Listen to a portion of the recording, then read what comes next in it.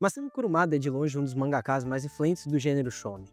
Afinal, foi graças aos Cavaleiros do Zodíaco que os mangás e animes explodiram por aqui. O próprio Kishimoto de Naruto, Taito Kubo de Bleach e até Akira Toriyama reconheceram o talento do cara.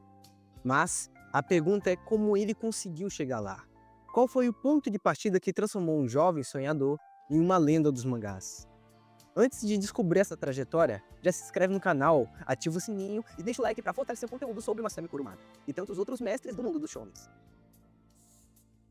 Durante sua adolescência, Masami Kurumada foi impressionado por uma obra que era publicada na Weekly Shonen Jump, chamada de Otoko Ippiki Gaki Daishou, de Hiroshi Motomiya.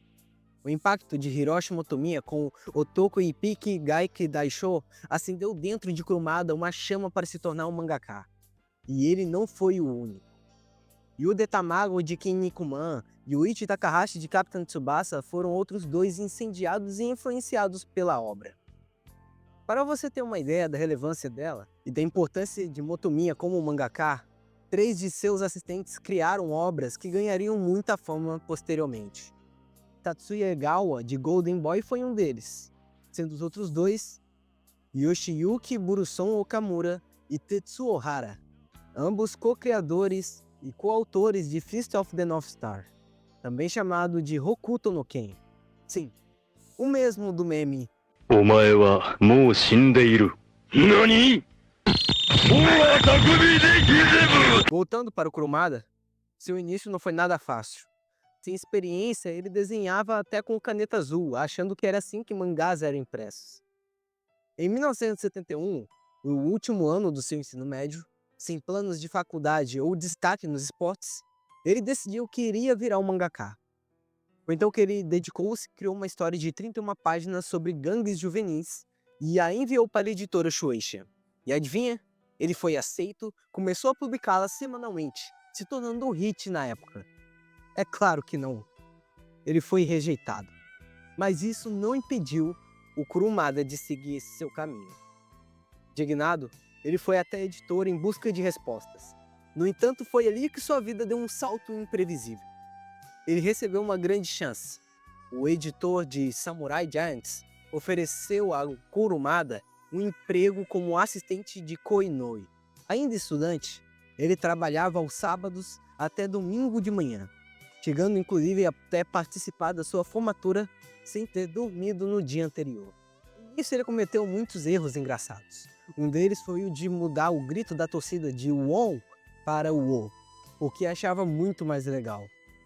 Paralelamente, em seu tempo livre, continuava criando seus próprios mangás, embora submissões eram sempre rejeitadas. Para se sustentar, ele passou a acumular trabalhos como faxineiro noturno, enquanto lidava com seus pais céticos por causa da sua situação de vida e um salário baixo de assistente que mal dava para pagar o aluguel.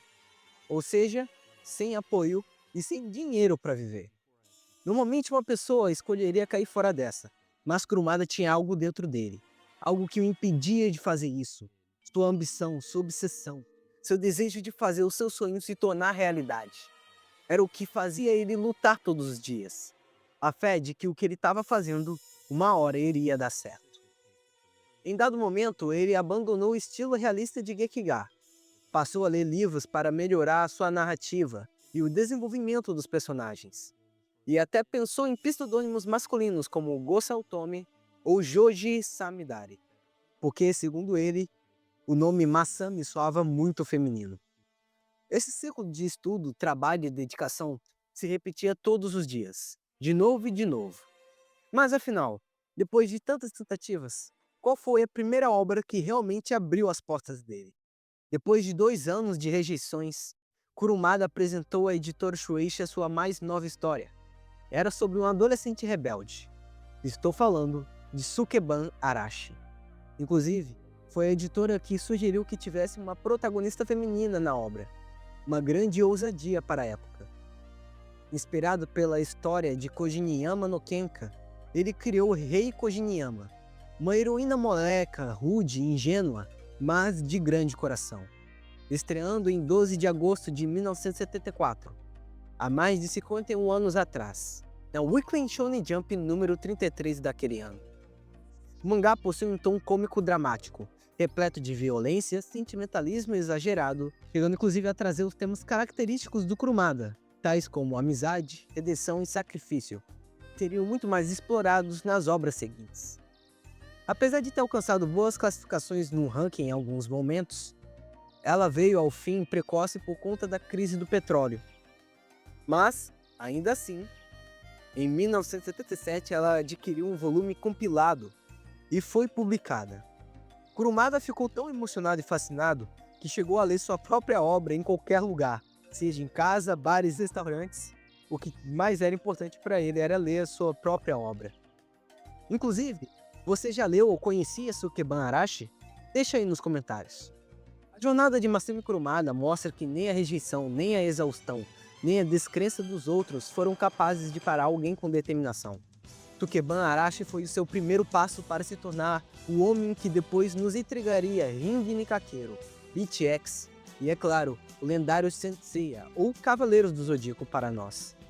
Todas essas obras estão repletas dos sentimentos e da dedicação do Kurumada, não só na arte, mas também na narrativa, nos ensinando o valor do que uma pessoa determinada é capaz de fazer, mesmo que o mundo inteiro, até mesmo os deuses, estejam contra ela. Tá duvidando? É só você adquirir o mangá de Cavaleiros do Zodíaco pelo link da Amazon no comentário fixado que você vai entender o que eu tô falando. Todavia, eu pergunto pra vocês, será que Kurumada foi realmente reconhecido à altura por suas contribuições aos shounens? Aproveita para falar sobre o que você acha do Kurumada aí nos comentários.